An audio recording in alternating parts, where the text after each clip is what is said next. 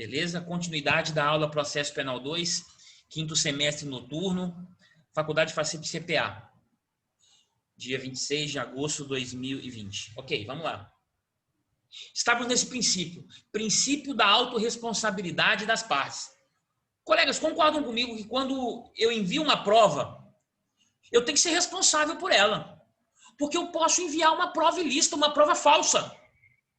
Então eu tenho que ter muito cuidado quando eu envio uma prova. Porque eu posso estar correndo o risco de estar enviando uma prova falsa, né? Uma prova, na verdade, que não demonstra a veracidade dos fatos. E eu sou responsável por isso.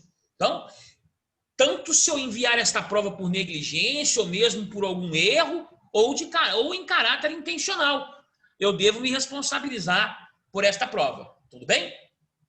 Outra coisa. Eu tenho outro princípio chamado princípio da audiência contraditória. Ou seja, uma prova testemunhal, né? Uma prova emprestada, ela só pode ser admitida em uma audiência. Por que audiência contraditória? Porque o Ricardo fez até essa pergunta na aula passada, eu até faço questão de entender, e vou dizer para vocês, entender isso, se você pegar o Código de Processo Penal, ele é até confuso em relação a isso. E eu quero explicar isso para vocês hoje. Colegas, olha só. O Ministério Público indica as testemunhas que ele vai querer ouvir em juízo na denúncia. A defesa indica essas testemunhas na sua peça defensiva, na sua resposta à acusação. Então, eu indiquei lá 8 testemunhas. Então, imagina, eu indiquei 8 testemunhas. 8.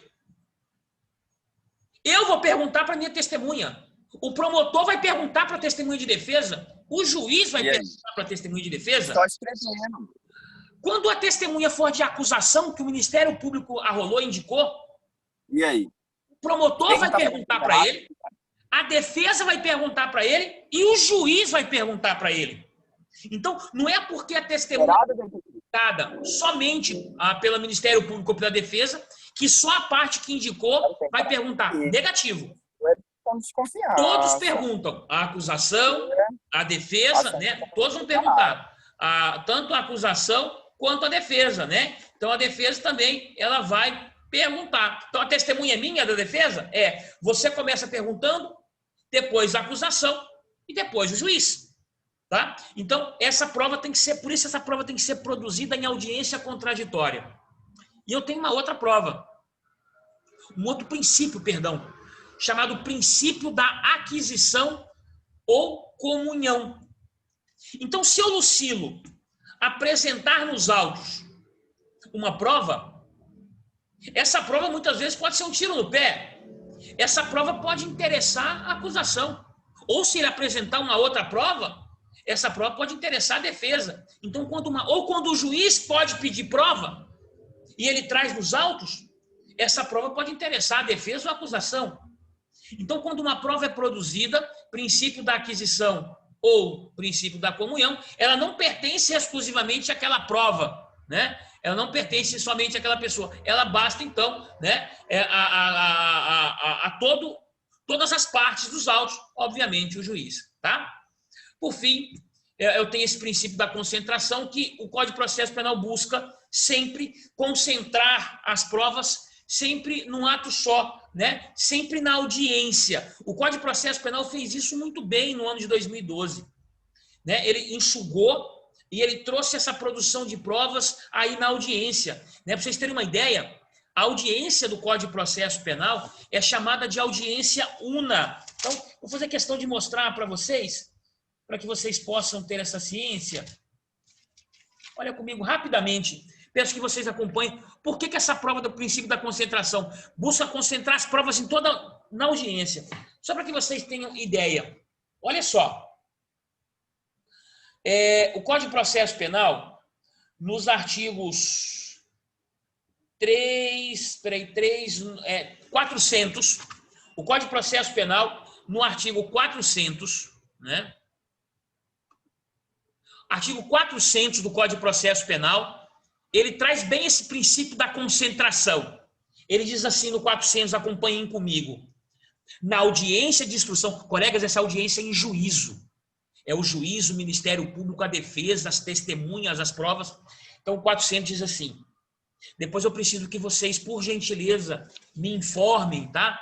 Pode ser depois da aula, por favor. Eu preciso entender se vocês estudaram no semestre passado o procedimento ordinário e sumário. Depois vocês me falem isso, por favor, porque se vocês não estudaram, eu vou passar para vocês da forma correta, para que vocês possam entender essa instrução, tá?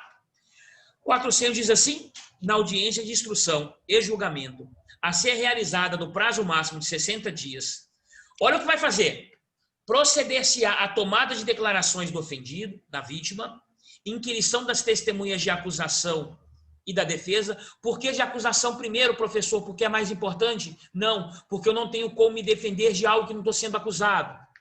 Acusação, defesa, nesta ordem, bem como disposto no artigo 222, e esclarecimento dos peritos, acariações, reconhecimento de pessoas e coisas e, por último, o interrogatório do acusado. Olha o tanto de coisa que é produzido na audiência, colegas. Isso foi alterado, isso foi modificado. É o maior exemplo que eu tenho dentro do Código de Processo Penal desse princípio, tá? Da concentração. Deixa eu voltar um pouquinho que eu acabei me esquecendo. Professor, você falou ninguém é obrigado a produzir prova contra si mesmo. Se eu estiver dirigindo com o meu veículo, e for parado numa blitz policial, e justamente naquele dia eu bebi, eu andei o ano inteiro e não fui parado. No dia que eu bebi, a primeira vez que eu parei para beber naquele ano, eu fui parado, né? A gente brinca que é a chamada lei de Murphy, né? Lei de Murphy. Se você está errado, por algum motivo, naquele dia você vai ser parado. Então imagina, não bebi o ano inteiro, naquele dia eu resolvi beber, era aniversário da minha esposa, e eu, para comemorar, tomei lá 10 cervejas. Sou parado numa blitz policial. O policial vem com o teste do bafômetro. Eu sou obrigado a fazer? Não. Eu não sou obrigado a produzir prova contra si mesmo. Agora, professor, o Código de Trânsito brasileiro diz que mesmo você se recusando a fazer, os policiais podem fazer um laudo de constatação. Sinais, odor, vestimentas, olhos avermelhados, bebidas nos automóveis, e você é levado preso em flagrante delito. E para você sair, você tem que pagar uma fiança. É o que diz o Código de Processo Penal. Mas eu não sou obrigado a produzir essa prova. Tá? Ela é um exemplo bem claro do princípio do nemo tenetur si detegere. Embora eu não seja obrigado a produzir essa prova, a lei, o artigo 306 do CTB, 9503/98, ele permite esse laudo de constatação pelos policiais. Inclusive, eles têm até um formulário pronto que eles vão marcando, tá? Só para não esquecer, tá ok? Bom, vamos mais. Bom, a grande pergunta que nós temos. Professor, eu tenho a prova ilícita no artigo 157, já vimos essa prova ilícita, já conhecemos essa prova ilícita, o 157 ele é claro, ele determina no caput que uma prova ilícita não pode ser admitida. No parágrafo 1º, ele invalida qualquer possibilidade, ele precisa de um nexo de causalidade. Né? No parágrafo 2º, ele determina os fatos independentes. Se eu iria descobrir aquela prova, não há que se falar em nulidade em prova ilícita. Agora vem a pergunta, professor, no meu celular, no momento da apreensão, não sei se foi essa, fizeram uma pergunta na aula passada, eu posso ter acesso, obrigar você a abrir o telefone e eu acesso às mensagens? Não. Os tribunais superiores são pacíficos em relação a isso. Se você fizer isso, essa prova é ilícita. Ah, mas eu iria conseguir descobrir porque estava na sua mochila. Maravilha! Se você conseguir demonstrar que estaria na minha mochila e que você conseguiria chegar até essa prova, maravilha, eu valido esta prova. E outra coisa, a prova ilícita dentro do processo, ela deve ser retirada. Olha o que diz o parágrafo 3º do artigo 157. Preclusa a decisão de desentranhamento. Desentranhar, tirar, retirar. da prova declarada inadmissível, esta será inutilizada por decisão judicial, facultado as partes acompanhar o incidente. Acompanhar o quê? O incidente de destruição dessa prova, de queima, né? De picotar essa prova, de inutilizar essa produção de prova, tá? Colegas, olha só. Eu disse a vocês na aula passada que o juiz não pode condenar baseado em uma prova ilícita. Disse também que parte da doutrina, o professor Nestor Távora, entende ser possível que o magistrado, uma prova ilícita, possa ser utilizado pela defesa para uma decisão absolutória. Só que, ó, analisa comigo. O Código de Processo Penal, o que um juiz pode analisar de uma prova produzida nos autos? Então, olha só, analisa comigo. O que o Código de Processo Penal traz em relação à valoração do magistrado em relação à prova? Acompanhem comigo, isso é uma classificação da doutrina. O professor Mirabete, Júlio Fabrini Mirabete, traz com maestria essas definições de prova. Então, olha só, olha o que é configurado o chamado sistema da íntima convicção do juiz, ou sistema da certeza moral do juiz. Por esse princípio do sistema da íntima convicção do juiz, o juiz ele pode ter liberdade para valorar uma prova. Ou seja, o juiz teria ampla liberdade para valorar uma prova. Porém, ele não é obrigado a fundamentar a sua decisão. Opa! Esse sistema da livre convicção do juiz não é adotado pelo Código de Processo Penal. Então, se cai uma pergunta, o sistema sistema da íntima convicção do juiz ou da certeza moral do juiz é aceito pelo Código de Processo Penal? Não. Não é aceito porque o juiz não pode valorar uma prova e ele é obrigado a fundamentar sua decisão. O juiz não pode, em hipótese alguma, proferir uma sentença, seja ela condenatória ou absolutória, sem fundamentar a sua decisão. Ou seja, na verdade, eu tenho que ter um pouquinho de cuidado, porque o Código de Processo Penal, embora não adote o sistema da íntima convicção do juiz, ele adota o quê? Ele adota o sistema tarifário de provas. Então, esse é muito importante, colegas. Eu disponibilizei isso para vocês no conteúdo. É um tema que cai muito em prova, de questões de concurso. O Código de Processo Penal ele traz como sistema adotado o chamado sistema tarifário ou tarifado de provas. E o que é esse sistema tarifário ou tarifado de provas? O juiz ele atribui um determinado valor. Olha, essa prova é absoluta. Olha, essa prova leva a crer, atrelada a outros elementos provados, né? Então, ele dá um valor a essa prova, porém, cabe a ele o que está na lei. Ou seja, o juiz dará o valor reconhecido pela lei, né? Pela lei. Só que eu pergunto, a lei tem que definir qual é o valor dessa prova. Qual é o valor dessa prova? Aí vem a pergunta, estaria então o sistema adotado pelo Código de Processo Penal, o sistema tarifado, ou seja, o juiz só poderia reconhecer uma prova e dar a ela o valor devido se tiver previsão no Código de Processo Penal? É o Código de Processo Penal que atribui a valoração daquela prova. E, colegas, o Código de Processo Penal não traz em nenhum artigo se aquela prova ela deve ser considerada como uma prova absoluta, como uma prova relativa, como uma prova pequena, média. O Código de Processo Penal não faz isso. Ele não determina, o Código de Processo Penal não valora a prova dos autos. Então, o juiz não encontrará apoio no Código de Processo Penal trazendo artigos que valorem aquela prova.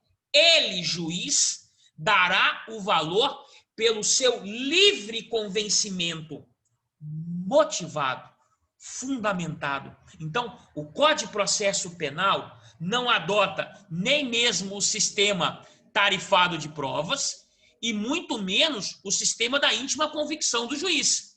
Ele adota, na verdade, o sistema adota o sistema da livre convicção do magistrado, né? O princípio da livre convicção fundamentada do juiz ou da livre convicção.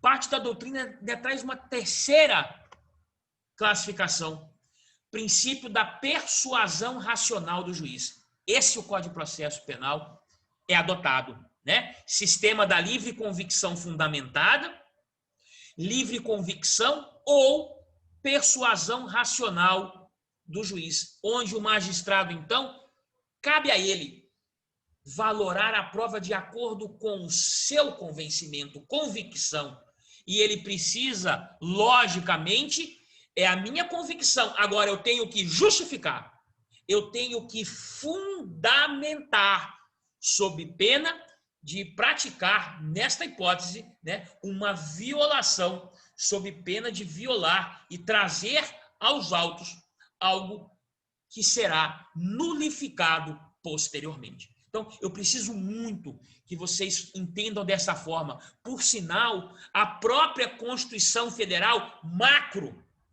traz lá no seu artigo 93, inciso 9 da Constituição Federal. Vamos lá, rapidinho. Artigo 93, inciso 9 da Constituição Federal. 93. Peço que utilizem este mesmo dispositivo para todos os ramos do direito, tá? Não só em processo penal, mas em processo civil, outros processos tributários, assim por diante. 93, inciso 9. Diz assim: todos os julgamentos dos órgãos do Poder Judiciário serão públicos e fundamentada todas as decisões, sob pena de nulidade, podendo a lei limitar a presença em determinados atos às próprias partes e a seus advogados, ou somente a estes e a seus advogados, nos quais a preservação do direito à intimidade do interessado, no sigilo, não prejudique o interesse público à informação. Então, o preceito constitucional macro traz, então, aí que as decisões devem ser fundamentadas, né? Está lá no artigo 93, inciso 9, né, da Constituição Federal. Então, todos são obrigados a fundamentar. Colegas, não existem provas com valor absoluto. Não existe prova com valor absoluto. Toda prova, ela tem valor relativo. O juiz é obrigado a valorar cada prova. Então, o exame de corpo e delito, a prova testemunhal, a confissão, o interrogatório, o exame datiloscópico, né? O exame de vídeo, a interceptação telefônica, tudo isso deve ser analisado, né, para o juiz ao reconhecer aquela prova, tá? Colegas, até aqui alguma pergunta, alguma indagação? Tranquilos? Não, perfeito, professor. Tranquilos? Maravilha. Maravilha? Tá, eu sei que os colegas talvez estejam cansados, mas eu precisava terminar um raciocínio com vocês, rapidamente, Claro, talvez tenham outros compromissos, só para eu fechar esse raciocínio, rapidinho. O professor está falando muito do exame de corpo de delito. Onde ele está no Código de Processo Penal? O Código de Processo Penal traz isso no artigo 158, mas quando eu falo perito, eu vou deixar aqui, eu vou começar e vou deixar o gancho para uma próxima aula, que eu quero provocá-los. Analise comigo. O 158 fala que todo crime que deixa vestígio é obrigado a realizar o exame de corpo de delito. Legal. Agora, analise comigo. Quem vai realizar esse exame de corpo de delito? Ah, professor, exame de corpo de delito são os peritos. Só tem um problema. Tem cidade que não tem perito. Pega lá Cotriguaçu, pega lá Cláudia, Vera, cidades pequenas. Pega lá Feliz Natal, Tabaporã, Porto dos Gaúchos. Cidades que têm crimes e não têm perícia. Olha o que diz o artigo 159 do Código de Processo Penal, quero começar com vocês. Ele diz assim: o exame de corpo de delito, 159 do Código de Processo Penal. O exame de corpo de delito e outras perícias serão realizados por perícia oficial, portador de diploma de curso superior. Aqui em Cuiabá, então, nós temos a Politec. Nós temos até um colega do 4º semestre que trabalha na Politec. Então, olha só. Quantos peritos vão realizar esse exame? Rapidinho, para que vocês possam entender. Parágrafo 1º do 159. Na falta de perito oficial, o exame será realizado por duas pessoas idôneas portadoras de diploma de curso superior, preferencialmente na área específica, dentre as quais a que tiverem habilitação técnica relacionada com a natureza do exame. Então, veja só, quando no local não tiver perícia oficial, basta que um perito realize o exame de corpo de delito, o laudo de lesões corporais, o exame de necropsia, né? O exame naquele produto, naquele material, né? Para saber se é veneno, se teve explosão, basta um perito. Agora, na cidade em que não tenha perícia oficial, o juiz vai nomear, é o juiz que vai nomear 2 peritos para que ele possa, então, realizar aquela perícia. Tá? Então, isso é importante logo de cara para que a gente possa entender. Então, Cuiabá tem perícia oficial? Tem. Várzea Grande tem? Sim. Sinop tem? Sim. Rondonópolis tem? Sim. Barra tem? Sim. Lá, como tem perícia oficial, apenas um perito vai atestar esse exame, essa perícia. Tá? É aí que eu quero deixar o gancho para estar com vocês aí na próxima aula, a partir do 159, porque o juiz, aí vocês vão me dizer, professor, a perícia, ela é prova absoluta? Olha, o exame de corpo de delito, ninguém pode contestar a morte. Agora eu pergunto, eu estou dizendo então que uma perícia é realizada por um perito oficial. Agora, eu vou um pouquinho mais à frente com vocês. Se o sistema adotado pelo Código Penal é o princípio do livre convencimento motivado do juiz, olha o que diz o artigo 182 do Código de Processo Penal. Ora, o laudo serve para você me convencer. Eu, juiz. Então, o 182 diz assim, olha comigo. Olha aí o princípio do livre convencimento. 182. O juiz não ficará adstrito ao laudo, podendo aceitá-lo, rejeitá-lo todo ou parcialmente. O professor está dizendo que o juiz, um laudo elaborado por um perito oficial, o juiz pode olhar para aquele laudo, olhar para o laudo e falar assim, esse laudo não me convence. Ele pode fazer isso? Pode, o convencimento é dele. Óbvio que isso num recurso eu consigo anular essa decisão. Tá? Colegas, eu vou elencando e levando vocês aos artigos importantes que estão atrelados no processo penal. Tudo bem? Tranquilos aí? Alguma dúvida? Não, tranquilo, professor. Tranquilos? Peço desculpas aí por ter cedido um pouquinho, mas eu não consigo interromper, eu não vou mais interromper minha aula deixando aí para uma próxima. Eu vou fechar o conteúdo com vocês aí, peço a compreensão de vocês, a autorização e a paciência. Tá beleza? Maravilha, professor. Obrigado Tranquilos? pela aula, viu? Parabéns. Tamo junto aí sempre. Obrigado. O que precisarem, no meu privado, estou à disposição para responder sempre o que vocês precisarem, tá? Ótima aula. Muito Grande obrigado. abraço. Muito obrigado, Ed. Valeu.